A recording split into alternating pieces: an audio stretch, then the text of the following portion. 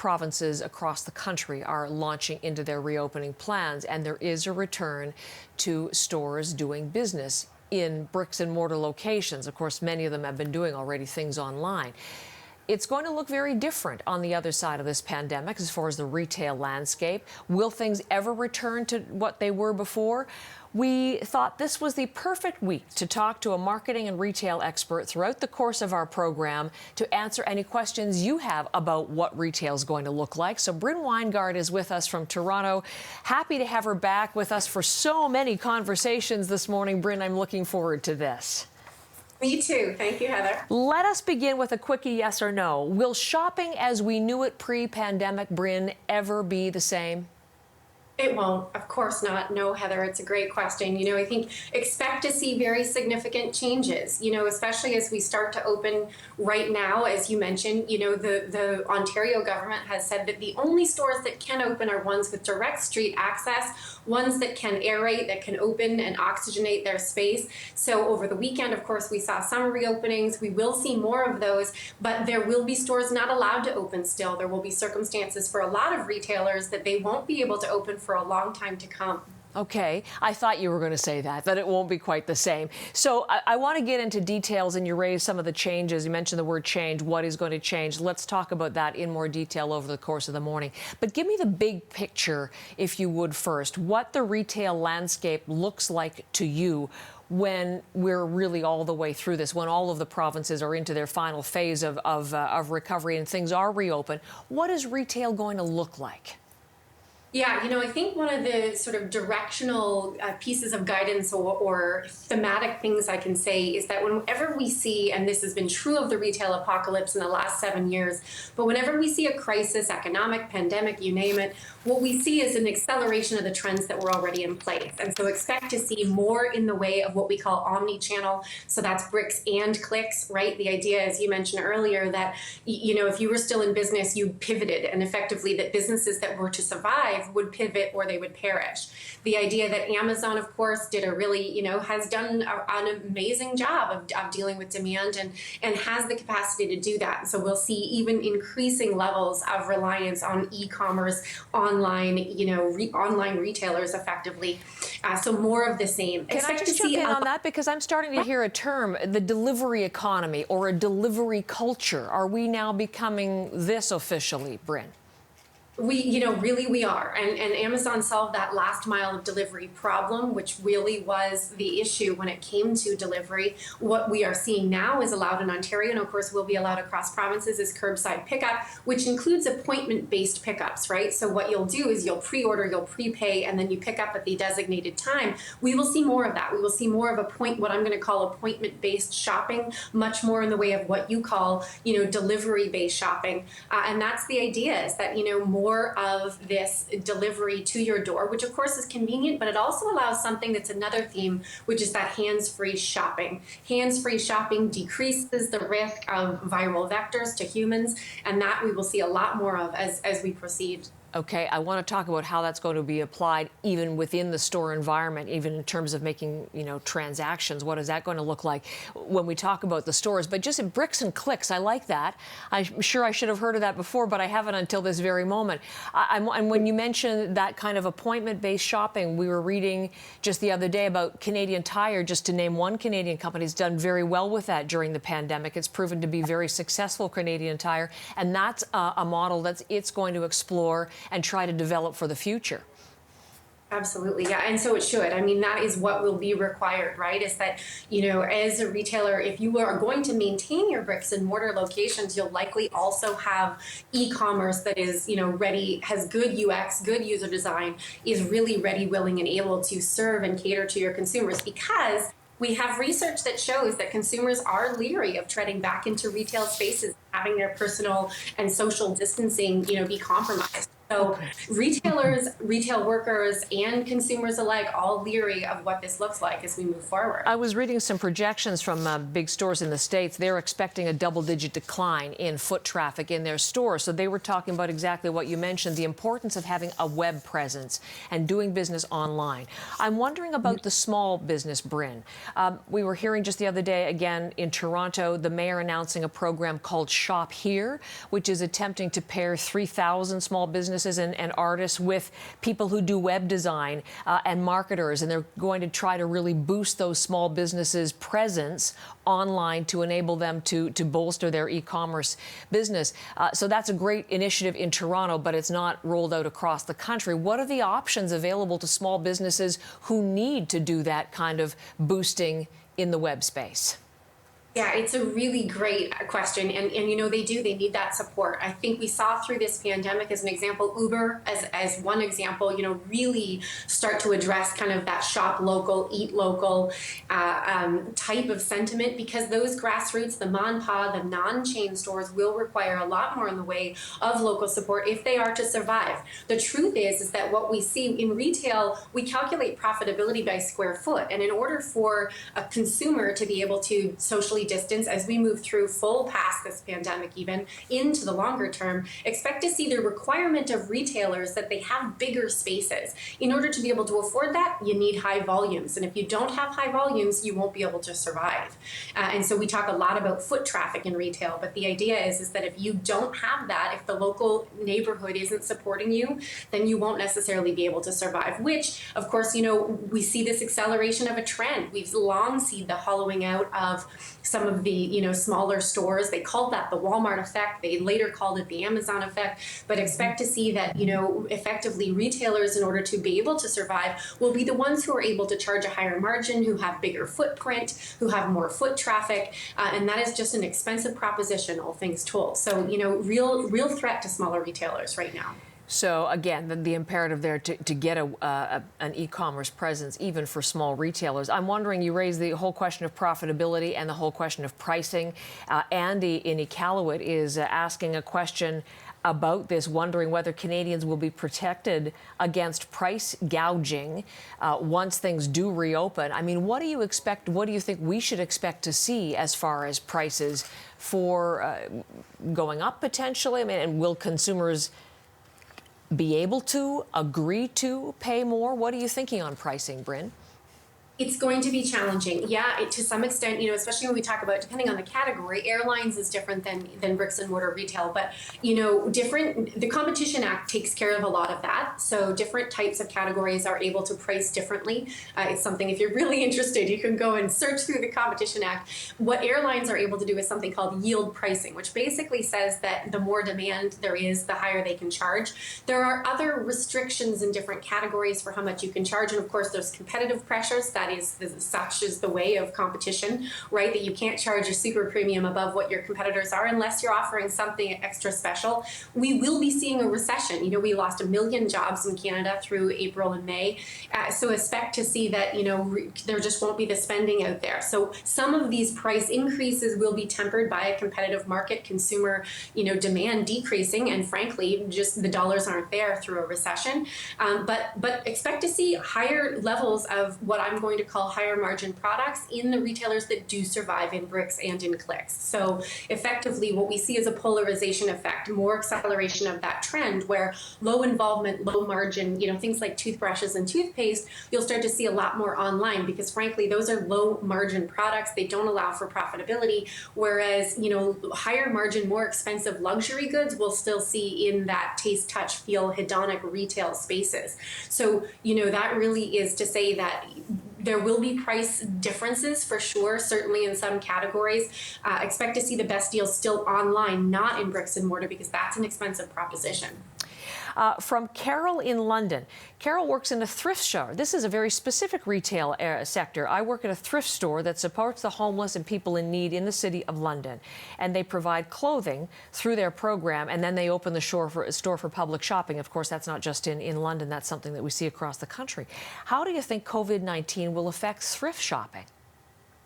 Yeah, it's such a good question, Heather. It will. It will affect thrift shopping. Of course, it will affect all shopping, truly.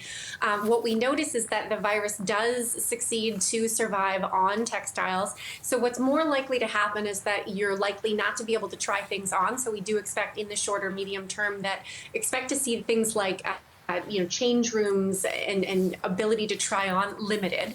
And so what that means is that, you'll see more showrooming, as in you'll be able to see the item, but you might not be able to try it on before you purchase. That's the first option. And then the second, of course, is that returns will become much more challenging in that context as well. So in apparel specifically as a retail category, we will be seeing very many changes just like that. Well, let's pursue some of those changes, because a similar question, or in this area, from Paul, who is from Kingston, Ontario, and obviously works in the retail sector, asking if there's any insight you might provide into store or product sanitation, wondering about how to keep the clothes clean once they've been tried on by somebody else. So far, Paul says they steam the clothes and they inspect all garments that go into the racks. Will that be enough now?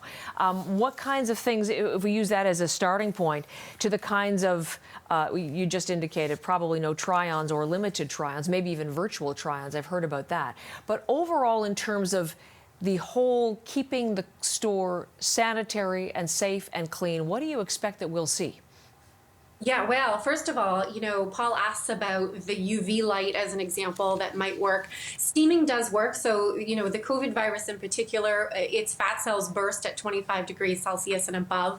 So that will help if your steamer is hotter than that, but it's no guarantee. And research as of yesterday in the USA asked people, how willing would you be to go into a store and try on apparel that someone else has tried on? 65% of respondents said they would not be willing to do that. And so expect to see, not only shorter duration of operation hours, but things like routine cleaning every 2 hours or every 100 patrons, as an example. One of the things we know is that the UV light is $120,000 to purchase, not very likely to be something that every retailer will be able to afford. Further to that, it is harmful to humans. So steaming is one option, as is disinfectant, depending on the category that you're working in. But this will be a challenge. I mean, I think it is a call to action for retailers who are providing that hedonic experience where people want to try and test and taste and whatever, that effectively, that in the olden days we used to say, if you break it, you bought it.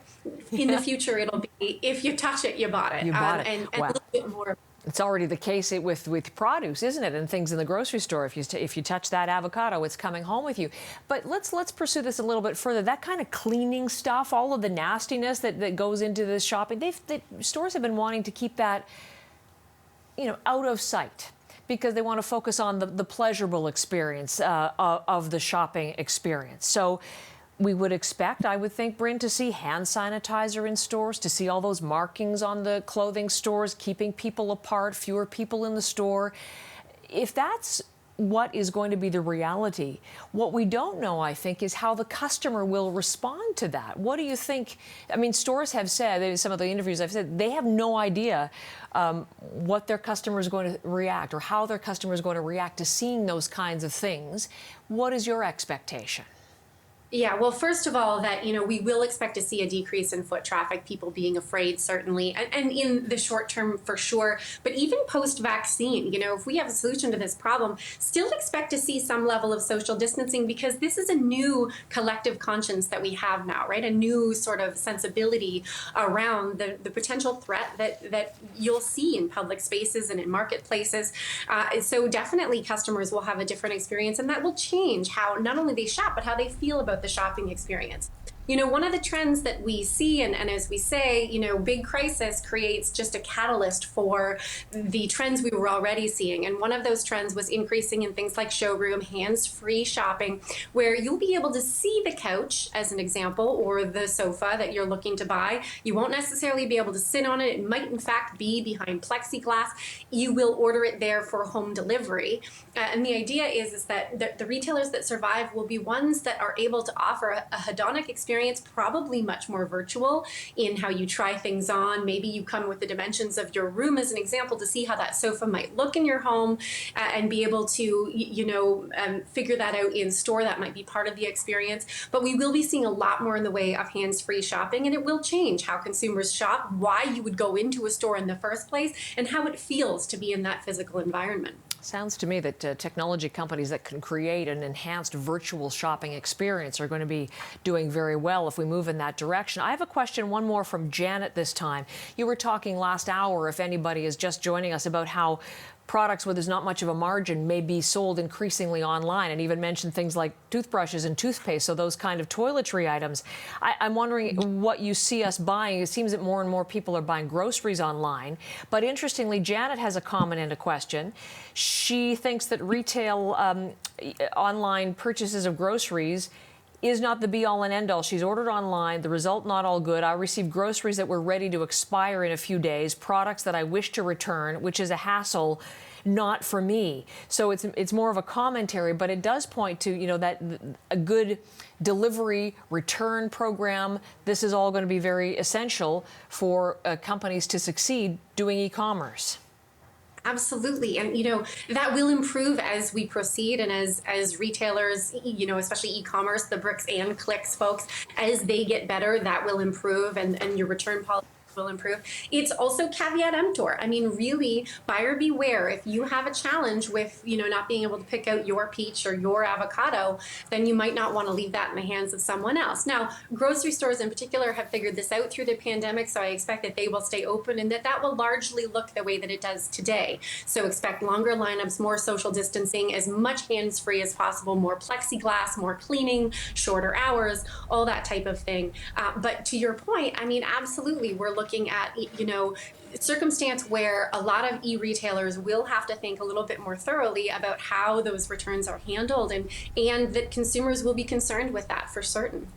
Brynn Winegard has been with us all morning. She's a marketing and retail expert, helping us understand the post-pandemic retail world and answering your questions. And Brynn, our last conversation for this morning, thank you for being with us, and some goodies, if I can put it that way, for you.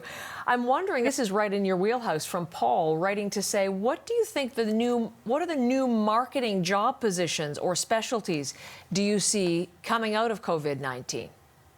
Yeah, it'll be very interesting to see. I think, expect that there will be more in the way of that, as we talked about earlier this morning, that last mile of delivery. So more in the way of warehousing, logistics, supply chain positions that will open up, of course. There will be more jobs for what we consider to be, and refer to a lot in retail as being spaces, and creating experiential design for consumers and for shoppers that will drive that foot traffic in. And so expect to see more virtualization, as we discussed, more in the way of trying to create circumstances that people will want to come and see and be seen and be involved. And so those marketing positions certainly will open up.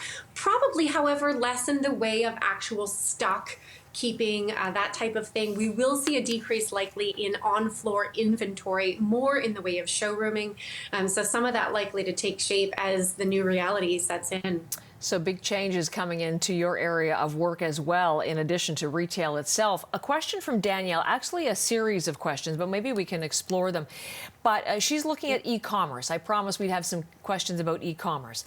And a smaller company looking to get into e-commerce, because, as I think she quite rightly points out, it looks like it's more than just throwing up a website. So what advice would you have for setting up things like logistics, analytics, any management systems, anything about that? If it's going to be key to have e-commerce, what advice do you have to get into that space? Yeah, it's such a great question, Heather. With this, I mean, certainly depending on what you're using, if your website's a WordPress, if it's HubSpot, there are applications, there are widgets on the back end that you can plug in order to manage your supply chain, your operations, your demand planning. One of the things that, depending on how small the retailer is, you might think about being a vendor on Amazon. They also have support for their retailers, their suppliers and manufacturers. eBay is another option, as an example, wherein those will integrate with your website and with your supply chain and your logistics. If you are in food service, as an example, there are offerings like Foodora or Courier or Uber Eats that will allow you to close that last mile of delivery. So it really depends on what systems you're already using, as well as the category that you're in. But effectively, you will need to think about, as we mentioned earlier, being in both bricks and clicks and going to that consumer, getting to consumer some way that is mobilized via, online and e-commerce. And so how you do that will differ, but it will require some investment, almost certainly. I was reading a stat in the Globe quoting a company out of Chicago, which was looking at Canadian mall operators, so the biggest Canadian mall owners in the country, citing the fact that over the past couple of months, they've collected only 15% of their rent from the various companies that are tenants. What do you think the mall is going to look like in the future? Yeah, it's such a great question, Heather. We saw, as an example, Chief Economist Ben Tal tell us 2 weeks ago in his webcast that we can expect to see retail repurposed effectively in certainly in commercial and in retail. That what we are likely to see as closures is the truth that a lot of the retailers that will survive will be the bigger ones. I talk a lot about this polarization effect that we see, that it's the higher margin, higher involvement categories and products that are typical to stay in retail. And that they will be bigger because they have to be in order to allow for social distancing, in order to allow for all the space required for that see and be seen being spaces we talk about creating in retail. So very likely to see some out of business. Closures in the medium term, which will require that some retailers will swoop in and swoop that up, and others will be considering how it is that they go to market with more in the way of clicks and less in the way of bricks. So this will be changing. And those big providers, as you mentioned, like Cadillac Fairview, are thinking about that already, certainly, how to make use of that retail and how to repurpose it for the new reality. Some of them are getting set to open as part of these phased-in reopenings in various provinces. And I guess this has maybe exacerbated any of the problems. There have been struggling retailers because of the changing retail landscape anyway, and maybe COVID-19 has been sort of the final blow to those which were already having problems. So for those which are going to succeed, the retailer that is going to succeed in the post-pandemic landscape, what are the keys to success, do you think, Brynn? Yeah, I think, one of them is that it will be large enough to accommodate foot traffic in volumes high enough that they can turn a margin. So we look at profitability per square foot. That is one of the key metrics for retailers in bricks and mortar, not necessarily just bricks and clicks. So if you're intent on staying in bricks and mortar, what you will see is these larger spaces that will allow for a lot more space between consumers effectively.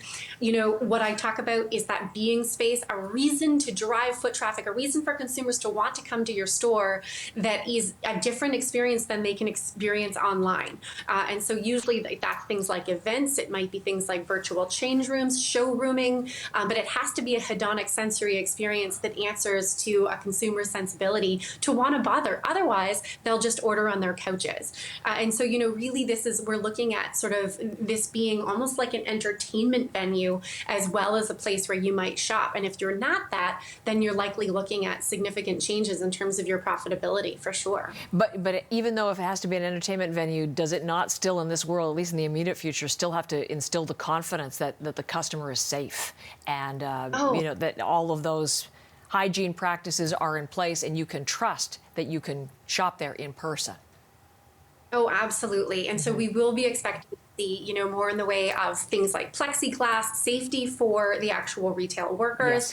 Yes. Still, social distancing measures in effect, hand sanitizing stations, you name it. Expect to see a lot of that especially in the near to medium future, for sure.